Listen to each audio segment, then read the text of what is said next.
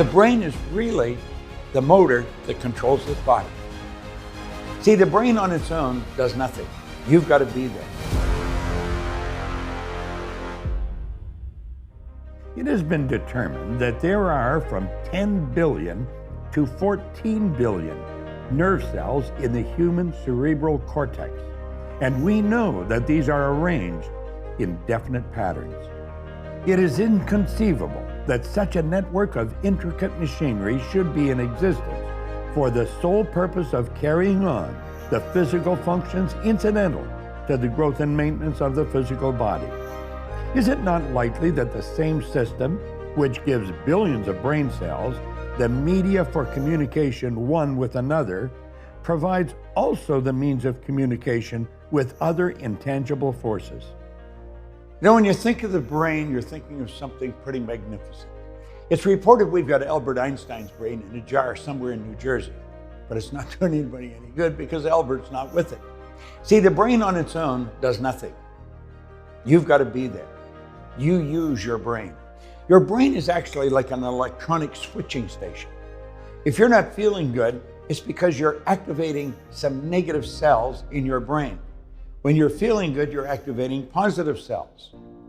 You activate them though, and you activate them through thought.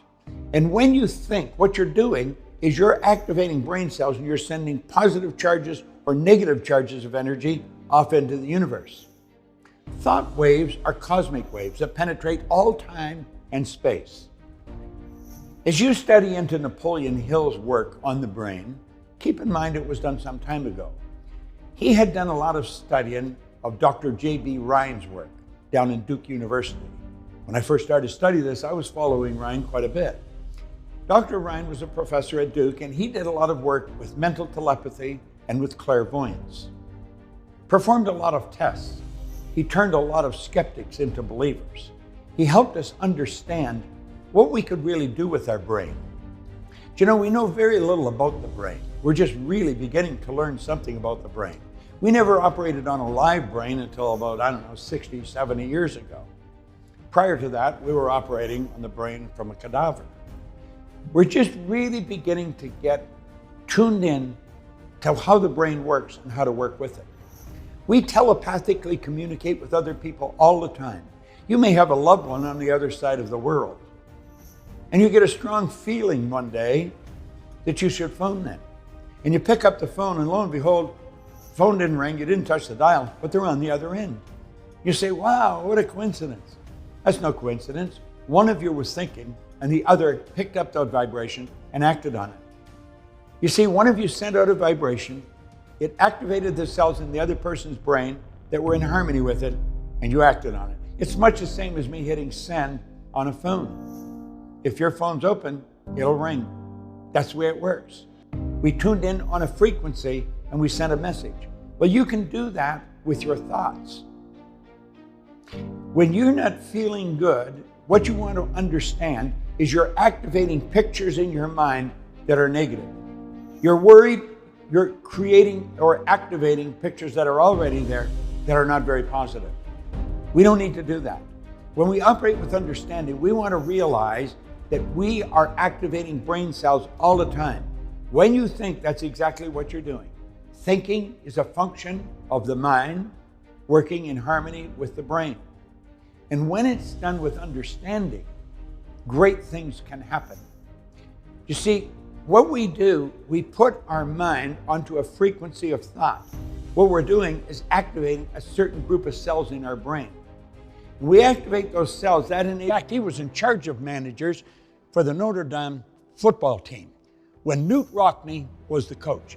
Knute Rockne still is, very, very well-known football guy. And he was a very strong man. He influenced anyone that came in contact with him. Well, Dan Halpin was in his last year in university, and he was the head manager of all the managers. They put all the equipment and everything together for the players. When Dan Halpin graduated from university, right around that time, around 1930, he found himself graduating right into the heart of a depression.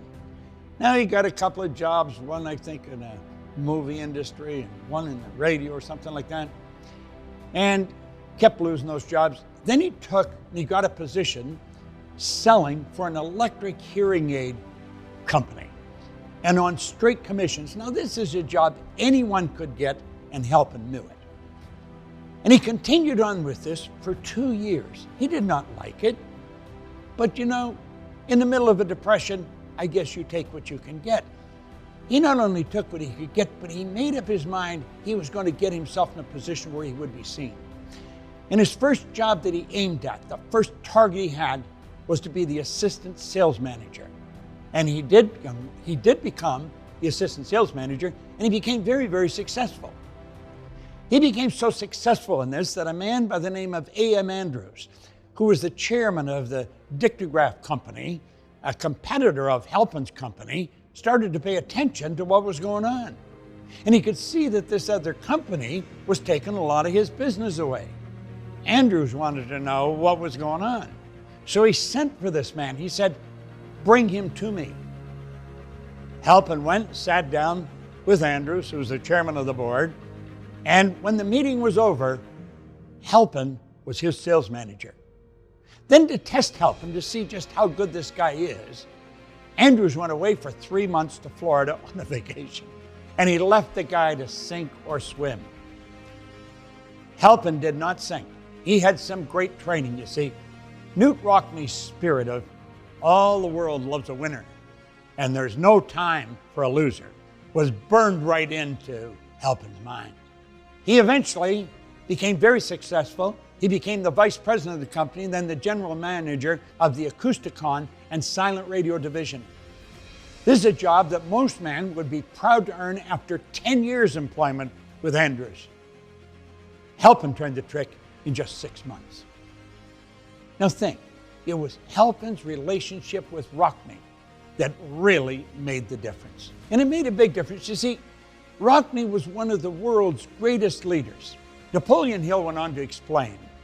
He said, "I believe that close association with one who refuses to compromise with circumstances that he does not like is an asset that can never be measured in terms of money." Pay close attention to who you're associating with. If you're with people that, they bend, they say, "Well, I can't because of this," get away from those people. You have the ability to change anything. Now, you may not be able to change conditions or circumstances, but I'll tell you, you can change. You can change your perception of the situation. And that's what successful people do. That's what these principles are all about. You change your perception, you change your life. Specialized knowledge. If you haven't got it, get it. It's changed my life like night and day. No question about it. It's helped me create a business, because that's what our business is all about. It's about specialized knowledge. How to take Hill's stuff, narrow it right down into easily understood principles that you can take and use to change your business, to change your life. Knowledge will not attract money unless it is organized and intelligently directed through practical plans of action to the definite end of accumulation of money. Get out your notebook, write specialized knowledge in capitals at the top of the page. And then I'm going to use this principle of specialized knowledge in the following way. And then finish that sentence in your notebook. Don't overthink it. Just tune into your own powerful intuition and record on paper what comes to you. Do it now.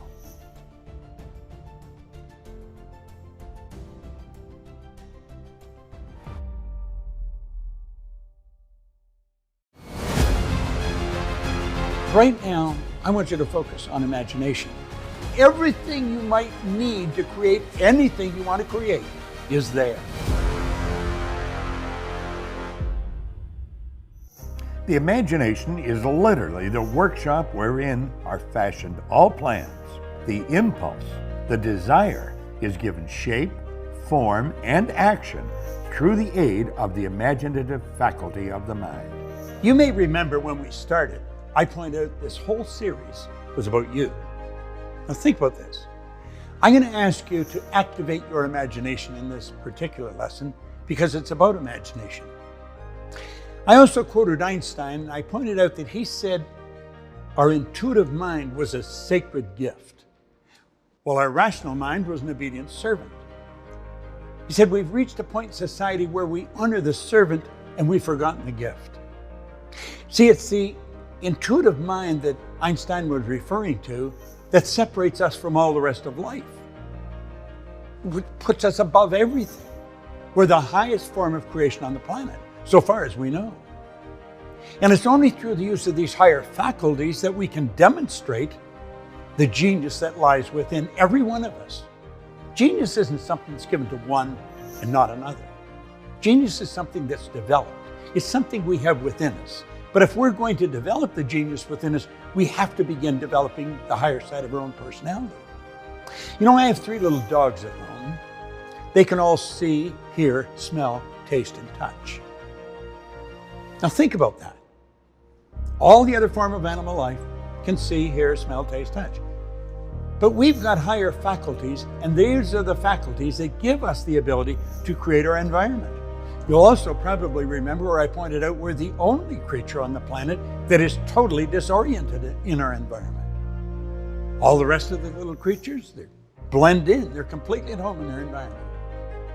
We don't blend in. And we don't blend in because we have been given the ability to create our own environment. You see, the environment that you're in, the environment that I'm in, we have created it. We may say, oh no, I wouldn't have done that. Well, the truth is you really have. You've heard that you know the truth and the truth will set you free. Well, let's understand the truth about what we have working in our favor. All we have to do is activate these higher powers. Now you have perception, a phenomenal mental tool. You shift your perception, you've changed all of life. Think of that. Wayne Dyer pointed that out very clearly. Wayne said, when you change the way you look at something, what you look at changes. He's right. Perception. We can look at anything from a different angle. Great way to solve problems. You have reason. Reason is what gives us the ability to think. One of the highest functions that we're capable of.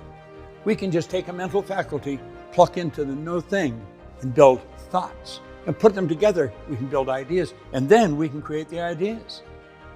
And of course, we have the imagination, which we're going to go into. Take a look around you. Look at everything around you that was made by a man or woman. It was all created first in the imagination. See, the truth is everything's created twice. Once in the mind, and then once in our material world.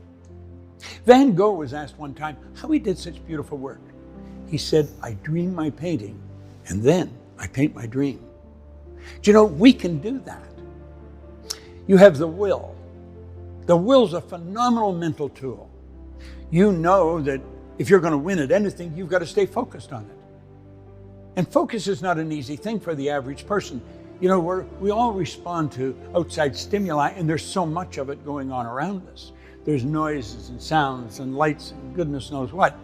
They all activate cells in our brain. It causes mental activity. Only when you're focused, you cut all that out. It's almost like you shut your senses down when you focus. It almost sounds like a choice to do it. You know, no. The will,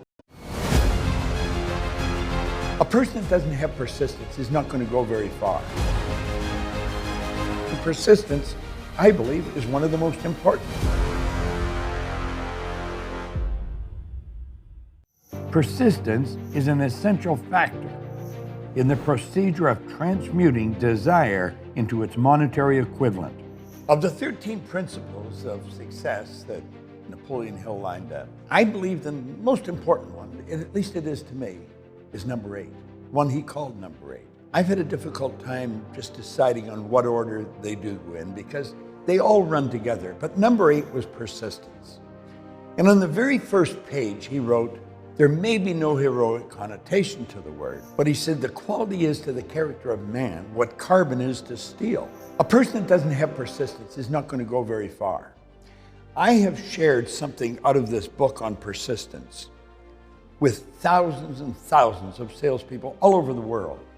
I want to share something he said, and I want you to really think about what I'm saying, and I want you to think about your goal. He said, there is no substitute for persistence. It cannot be supplanted by any other quality. Now think of that. He said, remember this, and it will hearten you in the beginning when the going may seem difficult and slow. He said, those who have cultivated the habit of persistence seem to enjoy an insurance against failure. Now, he said, no matter how many times they're defeated, they finally rise up towards the top of the ladder. Now, he says, sometimes it appears that there is a hidden guide. I love this. Whose duty is to test you through all sorts of discouraging experiences. Those who pick themselves up after defeat and keep on trying arrive, and the world cries, bravo, I knew you could do it. The hidden guide lets no one enjoy great achievement without passing the persistent test. Those who can't take it simply don't make the grade. Those who can take it are bountifully rewarded for their persistence. They receive as their compensation whatever goal they are pursuing. Now, in another part of this, he was obviously in New York. He was sitting in a hotel room and he was looking down on Broadway. And he wrote, as these lines are being written, I look up from my work and I see before me, less than a block away, the great mysterious Broadway, the graveyard of dead hopes and the front porch of opportunity. He said, from all over the world, people have come to Broadway seeking fame, fortune, power, love, or whatever it is the human being calls success. He said, once in a while, someone steps out from this long procession of seekers and the world hears that another person has mastered Broadway. But he said, Broadway is not easily nor quickly conquered. She acknowledges talent, recognizes genius, and pays off in money only after a person has absolutely refused to quit. Then we know that this person has discovered the secret to conquer Broadway. And the secret is always inseparably attached in one word, persistence. You know, I have compared that to sales. I've compared it to success in engineering. In every walk of life, if you just take Broadway out and put your business, your industry in, it fits. Because you're going to be tested time and time again. So how do you develop this quality called persistence? Well, he tells you in here how to develop it. But I've come to the conclusion, if you don't have a proper desire, you're never going to develop persistence. Desire comes from something you want. It begins as a want. You've got to really want it. I think it stands to reason that you're not going to persist at something you don't enjoy. You're not going to persist at something you don't like.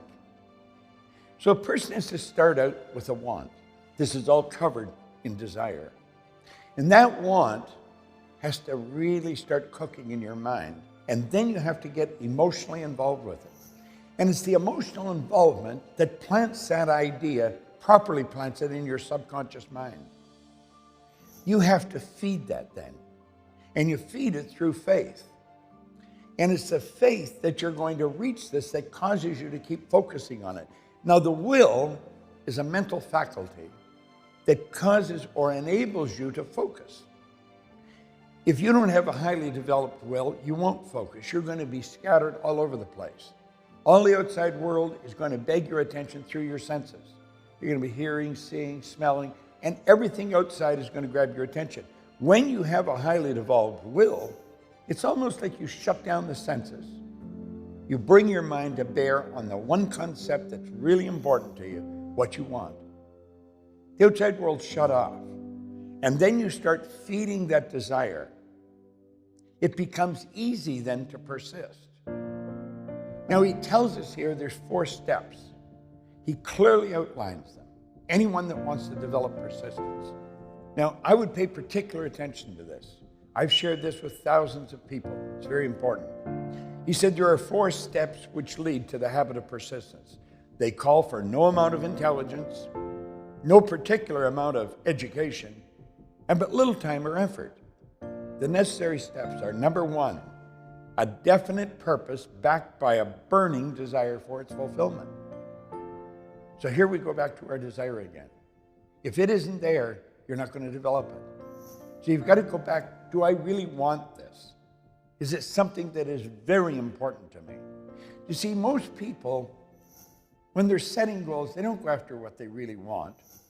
They go after what they think they can get. or they go after something they've already got. And the goal is important because the goal is what causes us to move ahead in life. Goals are not to get, goals are to grow, cause us to stretch, to reach higher than we are right now in our growth. And if we set a goal just to go after something we already know we can get, that's sort of silly. I had a fellow one time in a seminar come up and ask me if he could talk to me about his goal. I said, sure. I said, what's your goal? And he told me he wanted to get a new car. And I said, okay, what kind of a car do you want? He said, a Pontiac.